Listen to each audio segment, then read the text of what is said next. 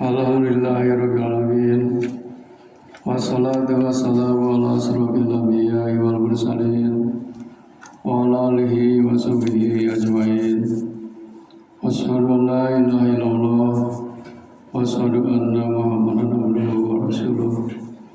Allahumma shalli ala sayyidina Muhammad wa ala ali sayyidina Muhammad kama barakta ala sayyidina Ibrahim wa ala ali sayyidina Ibrahim wa barik ala sayyidina Muhammad wa ala ali sayyidina Muhammad kama barakta ala sayyidina Ibrahim wa ala ali sayyidina Ibrahim ya alamin innaka Hamidum Majid.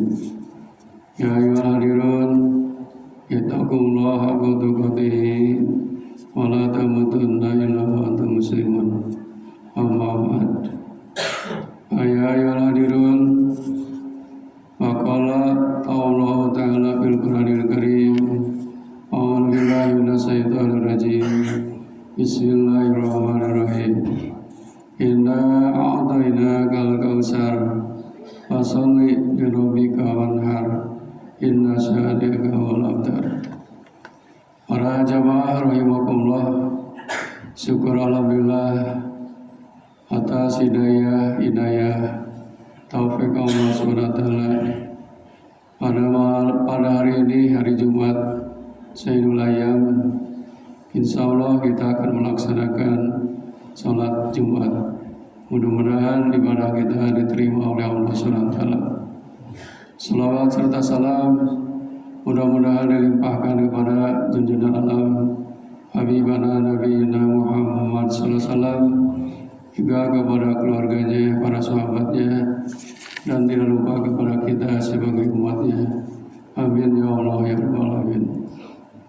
Hadirin yang dimuliakan Allah SWT, marilah kita tingkatkan keimanan kita dan ketakwaan kita kepada Allah Subhanahu wa Ta'ala dengan cara melaksanakan segala perintahnya dan menjauhi segala larangan-larangannya.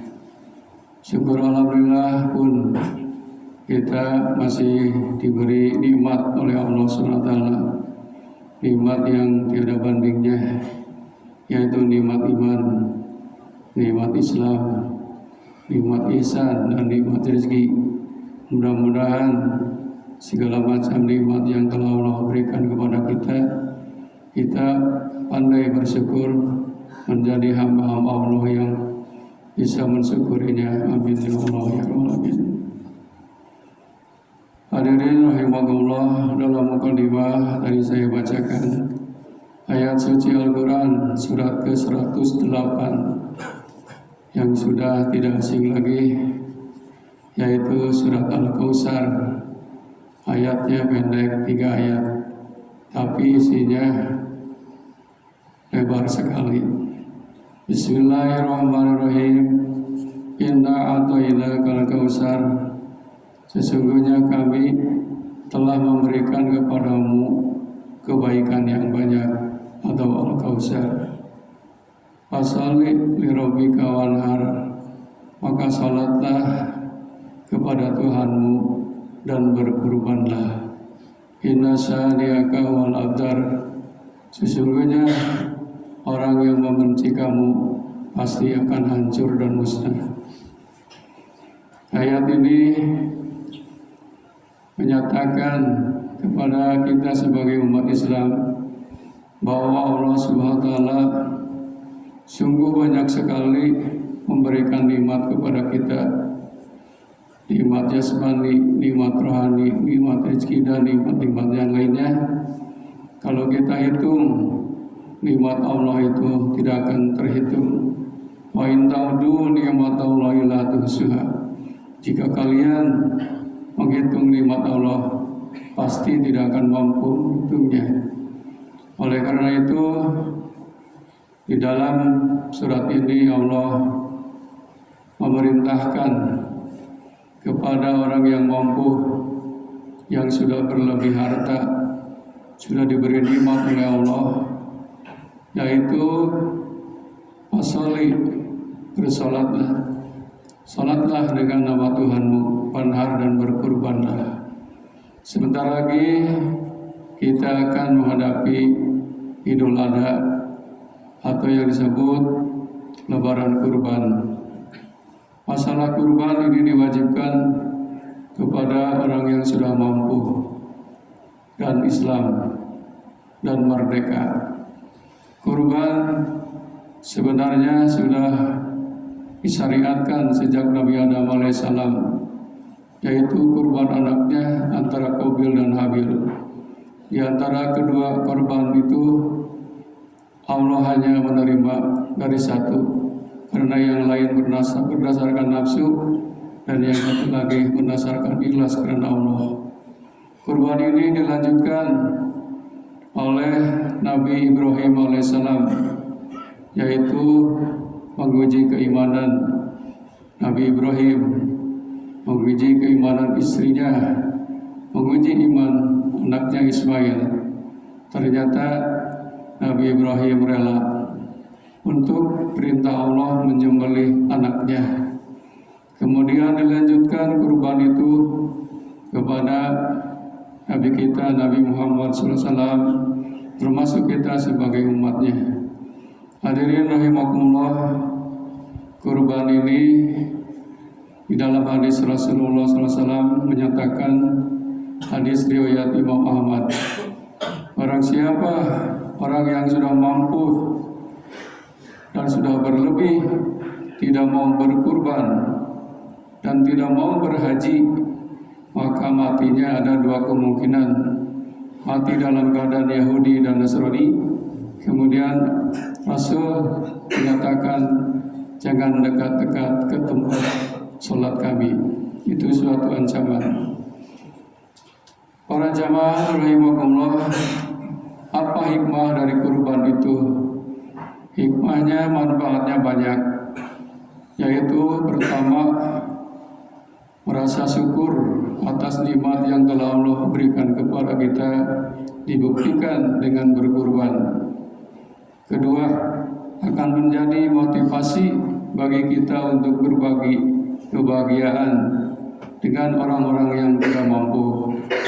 Yang ketiganya merupakan penegasan kepada seluruh umat Islam di dunia untuk selalu berkurban apabila sudah mampu. 1 tahun 1 kali, bukan seumur hidup 1 kali. Beda dengan haji. Kalau haji diwajibkannya seumur hidup 1 kali. Kedua, ketiganya sunnah. Yang keempat, dengan berkurban bisa menghapus dosa. Dinyatakan dalam hadis Imam Muslim, barang siapa orang yang berkurban, maka akan dihapuskan dosanya bagaikan bulu-bulu hewan banyaknya, akan kami ampuni dosa-dosanya itu. Yang kelima, memberikan rezeki kepada yang membutuhkan. Jelas kurban itu bukan untuk diri sendiri, tapi untuk didistribusikan kepada fakir miskin. Yang keenam, mensucikan diri dan harta yang telah kita miliki, yang kita raih. Sebab di dalam harta kita ada hak kewajiban fakir miskin yang harus terima. Ketujuh, menambah dan mendapat keberkahan dan ridho ilahi atas segala sesuatu yang didapat. Itulah diantara hikmah dari berkurban. Yang terakhir, berkurban akan memperoleh pahala 10 kebaikan. Perilaku buruk akan dihapus sebanyak 10 kali lipat, dan derajat spiritual akan ditingkatkan 10 kali lipat juga. Jamaah rahimakumullah, menurut Imam Al-Ghazali dalam kitab Ihya Ulumuddin, kurban merupakan simbol dari penghilangan sifat dan nafsu hewan yang ada dalam jiwa manusia, seperti sifat rakus, siang makan, bangun tidur makan, sedang tidur pun makan. Itulah sifat-sifat hewaniah yang harus kita jauhkan.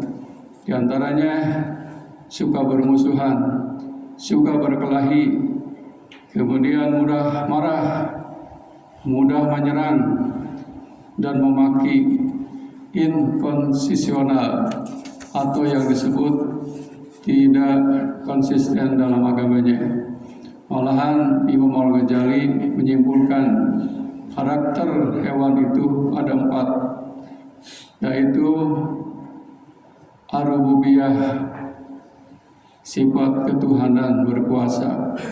Yang kedua as-syaitaniyah, sifat setan yang selalu mengajak kepada kejahatan.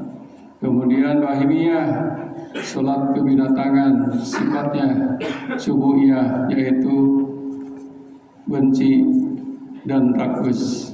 Hadirin rahimakumullah, mudah-mudahan dengan datangnya bulan Zulhijjah nanti, kita yang sudah mampu maka keluarkanlah harta benda yang Allah telah berikan kepada kita. Jangan dihitung-hitung saja, sebab yang menjadi saksi dan bukti adalah amal soleh yang dikurbankan oleh kita, asal dengan syarat kita ikhlas lillahi ta'ala. Mudah-mudahan kita semua menjadi hamba-hamba Allah yang pandai bersyukur. Barakallahu wa lakum bil Qur'anil Azim. Astaghfiru innahu wal ghafurur rahim.